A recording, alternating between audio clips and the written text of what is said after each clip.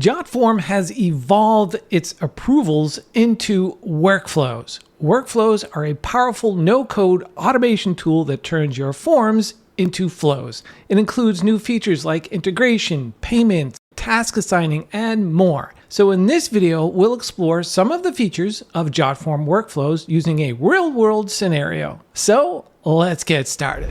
By the way, Jotform workflows are completely free to use, so if you're interested in getting started with workflows, there is a link in the description for you to go check out. So here's the scenario.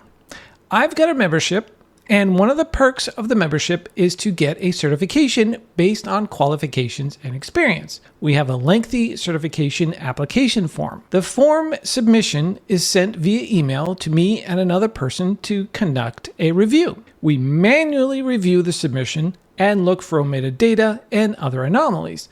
If the data is missing or other questions related to training or experience, we'd email the submitter to provide that information separately. So there is usually some back and forth with emails. If everything checks out, we manually send an email to the submitter that they qualify and that the next step in the process is to take a knowledge test.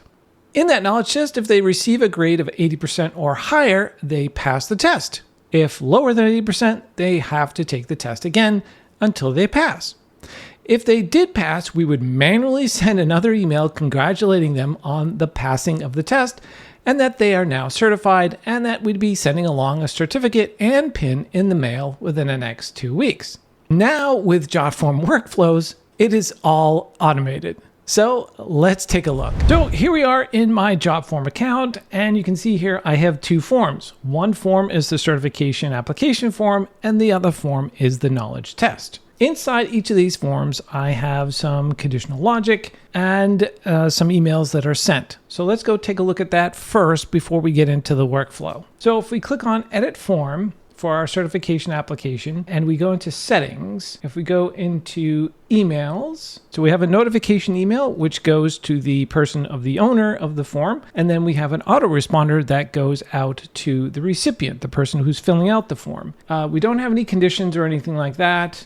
We have a thank you page that just says thank you, your submission is received. I did have it going to redirect link, but that choice is up to you. Okay, so that's all well and good. So if we go back to our forms and click on the knowledge test, we'll click on Edit Form, and I want you to take a quick look at this. So it's basically the name, email address, and then 10 questions. Go to Settings. So if we go into Conditions, we have if the test score is greater than 80%, then it says congratulations, you've passed, and then the test score is whatever it is. We show the test score form field, and we get that from up here. We go down to the test total here. And then the other one is if it's less than, then we get this message saying, say sorry, your score was less than the 80% cutoff, please retake the test. And then this links them back to the knowledge test to go take it again.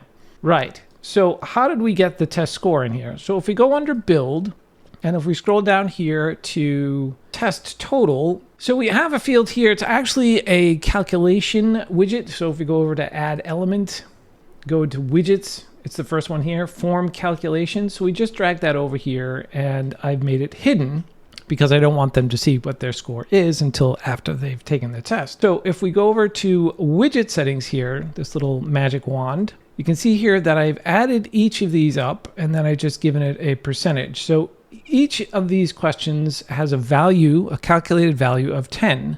Since we have 10 questions, that's 100%. So any questions you get wrong, you get the idea. And then we just have a percentage at the end, whatever that percentage is. So that is the widget that's in there for calculating that. And if you see on here, we actually do have a conditions element to this, and that will take you to your conditions tab here.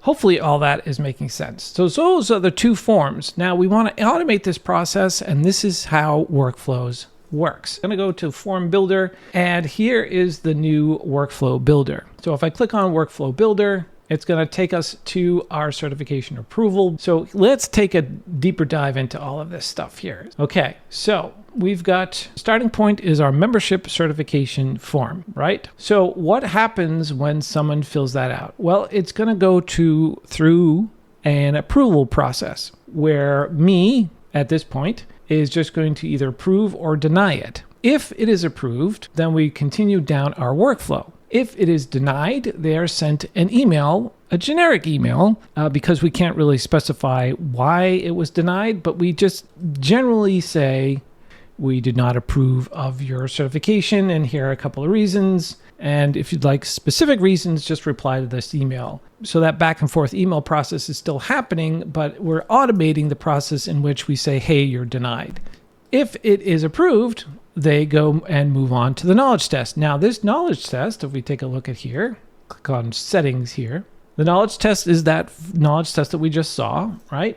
The assignee is the person from the certification application. So that is their email address in here. And that's important because they're going to get an email with a link to take the test. So with our two forms connected, we can do some pre-fill. So if we click on pre-fill here, we can match up first name of the certification application form to the knowledge test. And we can do that with the email as well. So that's well and good. Then we can go into the advanced tab, and that's where we send out the notification email. So I did some editing on this. So if we click on edit, we say certification application is approved. Here's your next steps. That's our subject line. And we've inserted some form field data here. Hello, name, first name, last name. And we get that from form fields here. Thank you for your interest in the certification. The advisory board has determined you fulfill the requirements. You must get a passing grade of 80% or higher. And if you have any questions, let us know. Basically, that's the email, and a big orange button that says take the knowledge test. So under the sender tab here, we have our sender name, our reply to email address, and on the advanced tab, you can attach files if you need to. So that is our email. We'll click save on that. So far so good. Starting point, membership certification, fill out the form. If it's approved, send an email for the person to take the knowledge test. If it's denied, send them a generic email, and then all the way down the bottom here, go down here and end this workflow. Right, next step. So they've taken the knowledge test and they've received either an 80% or above or below 80%. If the total grade is 80% or higher, then our if-else condition is true. Then, which is really cool, we can integrate them into MailerLite, and we can add them to MailerLite if they're not already there, or they can update it, and we can add them to a MailerLite group called certification so that we know anyone who's in that group has been successfully certified. Then after they've been added to MailerLite, we're going to send them another email saying congratulations, you successfully passed, and we can add in the score again. And then we can add in some other administrative stuff we have to take so that they get their certificate and pin in the mail. And once all of that is done, then they complete the workflow. So that is our workflow. Now, let's take it for a test drive, shall we? So the next steps after this, if we click on settings, you can change the workflow title.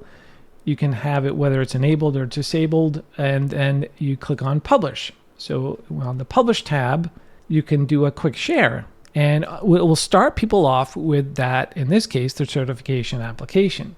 You can also embed this, of course, on any website. You can do the usual things you can do with Jotform. Under Quick Share, we're just going to click on Open Up in a new tab, right-click on it, and we're going to do it in a private window. So I'm going to fill out this form real quick, and then we'll go through the next steps. All right, so we're going to click on Apply for Certification. Say, please wait. Thank you. Your submission has been received. So the next step in our workflow is that I, as the admin, will get an email that says, hey, you've got some work to do. You either can approve or deny this certification application. So let's take a look at that now. To approve or deny it, we have to go to the Jotform inbox. So there's a button here that says, please review the request below. So we're going to click on Go to Inbox. That will open up a new tab for us, taking us over to the Jotform account.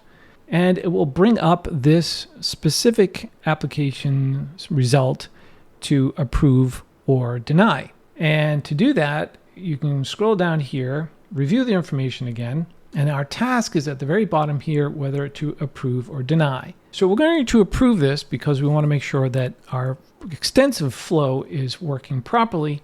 So we're just going to type in approved, looks good, whatever you need to put in there. So we're going to click on the approve option, and it's going to say that we are approved.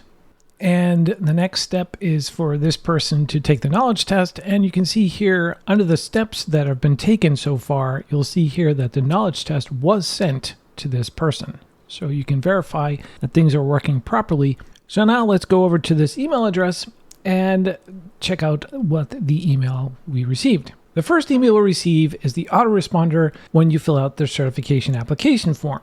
So that's what this is. The second email we got is to take the knowledge test. So if we just open this up a little bit here, we can see that it says, hello, this is a sample. So it puts in your first name and last name. And then down the bottom here, we have the big orange take the knowledge test button. So if we click on that, you can see that it's already pre-filled in. So this is a sample and then the email address, and then we've got to take the test. So I'll quickly take the test and we'll continue on down the workflow. All right, we've taken the test. We're going to click on submit and we should get our thank you message. It says, congrats, you've passed. Your score was 100%.